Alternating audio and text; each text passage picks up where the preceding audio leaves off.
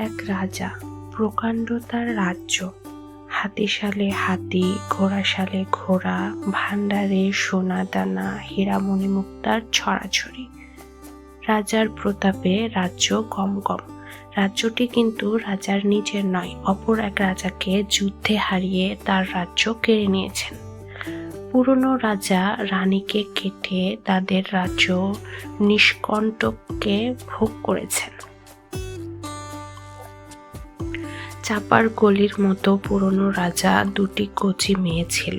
নতুন রাজা এক ডাইনি বুড়ির হাতে তাদের দিয়ে বলেছিলেন, বনের মধ্যে এদের পুঁতে রেখে আয়।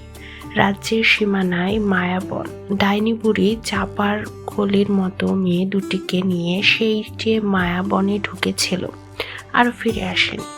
তারপর অনেক বছর কেটে গেছে। পুরনো রাজা রানী আর রাজকন্যাদের কথা কারো মনে নেই। নতুন রাজা রাজত্ব করেন। তার দুই ছেলে বড় হয়ে উঠেছেন। তাদের নাম বড় কুমার আর ছোট কুমার। সোনার কার্তিকের মতো তাদের চেহারা, ফুলের মতো তাদের মন। রাজা রানী তাদের দেখেন আর চোখ জুড়িয়ে যায়। রাজা ভাবেন, আহা, পুরনো রাজার মেয়ে দুটি যদি থাকতো, এদের সঙ্গে বিয়ে দিত। রাজার মনে দুঃখ হয়। রানী ভাবেন, আহা, অন্য কোনো রাজা এসে যদি আমাদের রাজ্য কেড়ে নিয়ে আমার সোনার চাঁদ ছেলে দুটিকে বনে পুঁতে রেখে আসে, আতঙ্কে তার গা কাঁপে। রাজা রানী কারো মনে সুখ নেই। একদিন রাজা একলা মায়াবনে মৃগয়া করতে গেলেন। প্রকাণ্ড বন, গাছে লতায়, আলো ছায়ায় জড়াজড়ি। হাতি সুর দুলিয়ে ঘুরে বেড়ায়, হরিণ সিংহের পাহাড় নিয়ে ছোটাছুটি করে, আরো কত জন্তু জানোয়ার বনে থাকে। কিন্তু সেদিন রাজা ঘোড়ায় চড়ে শিকার খুঁজে বেড়ালেন। মায়াবনের হরিণ চোখের সামনে বাতাসে মিলিয়ে গেল, মারতে পারলেন না। মায়াবনের ময়ূর পেখমের ছটায় চোখ ধাঁধিয়ে অন্ধকারে মিশিয়ে গেল, রাজা ধরতে পারলেন না। সারাদিন ঘুরে ঘুরে রাজা শেষে এক লতার ঝোপের কাছে গিয়ে ঘোড়া থামালেন। পিপাসায় তার বুক শুকিয়ে গেছে, কিন্তু জল কোথায়? ক্ষুধায় নাড়ি চুইয়ে গেছে, কিন্তু কি খাবেন? রাজা ক্লান্ত হাত থেকে বল্লম খসে পড়ল। ঘোড়া থেকে নেমে রাজা এদিকে ওদিকে চাইলেন। হঠাৎ তার চোখে পড়ল একটি আঙ্গুরের লতা, একটি ডালিম গাছকে জড়িয়ে জড়িয়ে উঠেছে। আঙ্গুর লতায় এক থোকা পাকা আঙ্গুর ঝুলছে, তার ডালিম ফলে আছে একটা। রাজা যেন হাতে স্বর্গ পেলেন। লতা থেকে আঙ্গুর পেড়ে খেয়ে ফেললেন। তৃষ্ণা নিবারণ হলো, ক্ষুধাও মিটল। তারপর ডালিম ফলটি পেরে ঘোড়ায় চড়ে রাজা রাজপুরীতে ফিরে চললেন। সন্ধ্যাবেলা রাজা পুরীতে ফিরে গেলেন। রাজার হাতে মায়াবনের রাঙা টুকটুকে ডালিম দেখে রানী বললেন, ও মা, অত সুন্দর ডালিম কোথায় পেলে? রাজা বললেন, তোমার জন্যে বন থেকে এনেছি।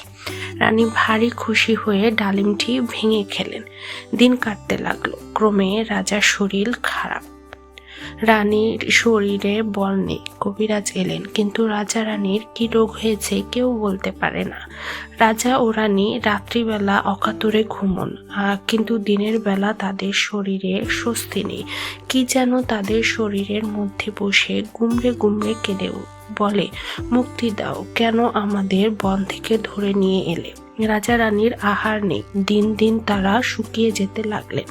রাজ্যময় সবার দুশ্চিন্তা, রাজা রানী আর বাঁচবেন না। রাজা বললেন, রানী, কোন পাপে আমাদের এমন হলো? রানী বললেন, মনে নেই, পরের রাজ্য কেড়ে নিয়ে পরের মেয়ে দুটিকে বনে পুঁততে পাঠিয়েছিল। সেই পাপে আমাদের এই দশা। কিন্তু আমরা মরি সে ভালো, আমাদের ছেলেরা যেন সুখে থাকে। ক্রমে রাজা রানীর অবস্থা যায় যায়। বিছানা ছেড়ে আর উঠতে পারেন না। তাই দেখে রাজকুমারদের চোখ দিয়ে জল পড়তে লাগলো। ছোট কুমার বললেন, দাদা, মা বাবা তো চললেন, এসো দুজনে বাপ মায়ের সেবা করি। বড় কুমার বললেন, হ্যাঁ ভাই, এসো তাই করি। প্রাণ দিয়েও যদি বাবা মাকে বাঁচাতে পারি তাও করব।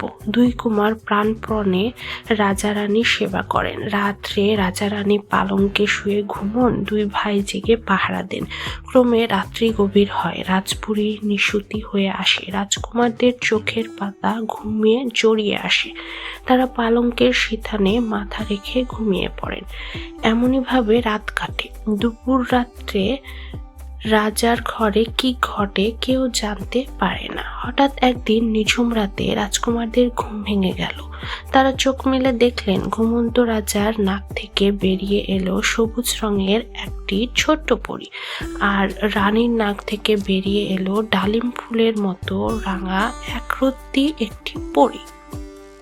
রাজপুত্রেরা মিটিমিটি চেয়ে দেখলেন। ছোট পরী দুটি মেঝে নেমে খেলা করতে লাগলো, হাত ধরাধরি করে মনের আনন্দে নাচতে লাগলো। দুই রাজকুমার তখন চুপি চুপি উঠে পরীদের ধরে ফেললেন। তারা আর পালাতে পারল না। বড় রাজকুমার বললেন, তোমরা কে? সবুজ পরী বললে, আমি আঙ্গুর পরী। রাঙা পরী বললেন, আমি ডালিম পরী। ছোট কুমার বললেন, তোমরা কোথায় থাকো? সবুজ পরী বললে, আমি রাজার পেটের মধ্যে থাকি। রাঙা পরী বললেন, আমি রানীর পেটের মধ্যে থাকি। আমরা দুই বোন। দিনের বেলা রাজা রানী জেগে থাকেন, তাই বেরোতে পারি না। রাত্রে তারা ঘুমোলে দুজনে বেরিয়ে খেলা করি। বড় কুমার বললেন, বুঝেছি, তোমাদের জন্যে বা মা বাবার অসুখ, তোমাদের মেরে ফেলবো। আঙ্গুর পরী আর ডালিম পরী তখন কাঁদতে লাগলো, বললে, আমাদের মেরো না, আমরা কোনো দোষ করিনি। মায়াবনে আমরা আঙ্গুর আর ডালিম হয়ে ফলেছিল। বাতাস এসে আমাদের দোলা দিত, আমরা মনের সুখে খেলা করতাম। রাত্রে লতায় পাতায় জড়াজড়ি করে ঘুমিয়ে থাকতাম। একদিন রাজা মৃগয়া করতে গিয়ে আঙ্গুর পেড়ে খেলেন, আর ডালিমটি রানীর জন্য নিয়ে এলেন। সেই থেকে আমরা তাদের পেটের মধ্যে আছি। বড় কুমার বললেন, তবে উপায়?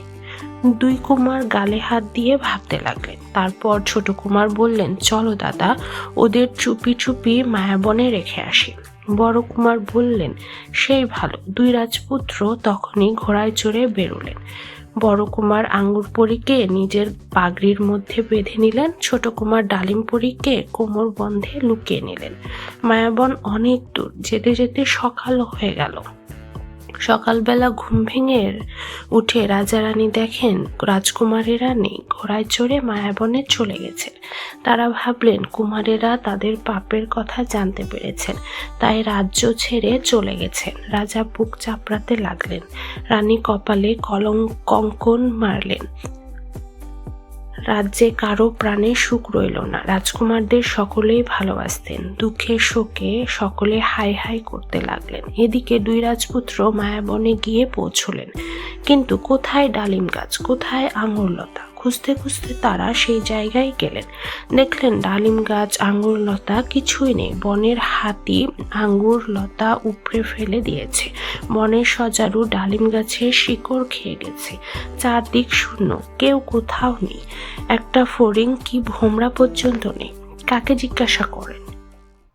এদিকে ওদিকে চাইতে চাইতে ছোট কুমার দেখলেন তুত গাছের ডালে রেশমের একটি গুটি ঝুলছে। তিনি গুটির কাছে গিয়ে বললেন, গুটি পোকা, বলতে পারো আঙুর লতা কোথায়, ডালিম গাছ কোথায়? গুটির ভেতর থেকে পোকা বললে, আঙুর লতা নেই, ডালিম গাছ নেই, হাতিতে ছিঁড়ে নিয়ে গেছে, সজারু গোড়া খেয়ে গেছে। বড় কুমার বললেন, তবে উপায়? আঙুর পরী ডালিম পরীকে তাহলে রাখি কোথায়? রাজকুমারদের ভারী ভাবনা হলো, কোথায় রাখেন পরীদের? বনে ছেড়ে দিলে হয়তো ইঁদুরে বাদুরে তাড়া করবে, নয়তো চিলে ছো মেরে নিয়ে যাবে। তখন কি হবে? রাজকুমারদের বড় দয়া হলো। আহা, ছোট্ট পরী দুটিকে কি করে এই বনে ফেলে যাবে? তারা ভাবতে লাগলেন। তখন গুটি পোকা বললে, রাজকুমার, আমি তোমাদের চিনি, পরীদেরও চিনি। আমারই পাপে ওরা একরত্তি পরী হয়ে বনে লুকিয়েছিল। তোমরা ওদের উদ্ধার করো। রাজকুমারেরা অবাক হয়ে বললেন, তুমি কে? গুটি পোকা বললে, আমি ডাইনি পরী। তোমাদের বাবার হুকুমে আমি পুরনো রাজার দুই মেয়েকে এনে মাটিতে পুঁতেছিলাম, তাই আমি গুটি পোকা হয়ে নিজের চালে জড়িয়ে বন্ধ হয়ে আছি। আর যাদের মাটিতে পুঁতেছিলাম তারা আঙ্গুর আর ডালিম গাছের ফল হয়েছিল। তোমরা ওদের উদ্ধার করো। দুই কুমার বললেন, কি করে উদ্ধার করব? গুটি পোকা বললে, রক্ত দিয়ে, বুকের রক্ত দিয়ে। রাজার প্রাপের প্রায়শ্চিত্ত করো, তবে রাজকন্যারা উদ্ধার পাবে। বড় কুমার কোমর থেকে তলোয়ার বার করে নিজের বুকে মারলেন। এক ঝলক রক্ত মাটিতে পড়ল। অমনি দেখতে দেখতে আঙ্গুরপুরী পরমা সুন্দরী রাজকন্যা হয়ে সামনে দাঁড়ালো। ছোট কুমার কোমর থেকে তলোয়ার নিয়ে নিজের বুকে মারলেন। এক ঝলক রক্ত মাটিতে পড়ল। অমনি ডালিমপুরী রাঙা টুকটুকে রাজকুমারী হয়ে তার পানে চেয়ে হাসতে লাগলো। বড় কুমার বললেন, এ কি আশ্চর্য ব্যাপার। ছোট কুমার বললেন, এত সুন্দর রাজকুমারী তো কখনো দেখিনি। আঙ্গুর কুমারী হাসতে হাসতে নিজের গলা থেকে মুক্তার মালা নিয়ে বড় কুমারের গলায় পরিয়ে দিল। ডালিম কুমারী লজ্জায় রাঙা হয়ে নিজের গলার মালা ছোট কুমারের গলায় দিল। এখন দুই রাজপুত্র দুই রাজকন্যাকে ঘোড়ায় তুলে নিয়ে রাজ্যে ফিরে গেলেন। নিরানন্দ রাজ্য আবার হেসে উঠল। রাজপুরীতে সানাই বাজল। রাজার আর অসুখ রইল না। তিনি ছুটতে ছুটতে এসে ছেলেদের বুকে জড়িয়ে ধরলেন।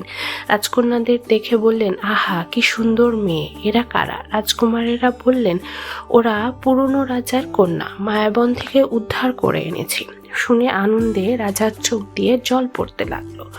রানীমা অন্দরমহল থেকে কাঁদতে কাঁদতে ছুটে এসে ছেলেদের বুকে নিলেন। দুটি ফুলের মতো রাজকন্যাকে দেখে বললেন, এ কাদের নিয়ে এনেছিস বাবা? কুমারেরা হেসে বললেন, তোমার জন্যে দাসী এনেছি। দুই রানী দুই বউকে কোলে নিয়ে চুমু খেলেন। রাজ্যে জয়ডঙ্কা বেজে উঠল। রাজা রানীর বুকে আহ্লাদ ধরে না। দুই রাজকুমার দুই পরমা সুন্দরী রাজকন্যা নিয়ে আনন্দের দিন কাটাতে লাগলেন। রাজ্যেও কারো মনে দুঃখ রইল না। তারপর একদিন রাজ্য দুই ভাগ করে দুই কুমারকে দিয়ে রাজা বানপ্রস্থ অবলম্বন করলেন। রানীকে নিয়ে মায়াবনে কুটির বেঁধে শান্তিতে বাস করতে লাগলেন। ডাইনি বুড়ি গুটিপোকা হয়ে আরো অনেক দিন গাছে ঝুলে রইল। যেদিন তার পাপ ক্ষয় হলো সেদিন সে গুটি কেটে একটা কালো প্রজাপতি হয়ে উড়ে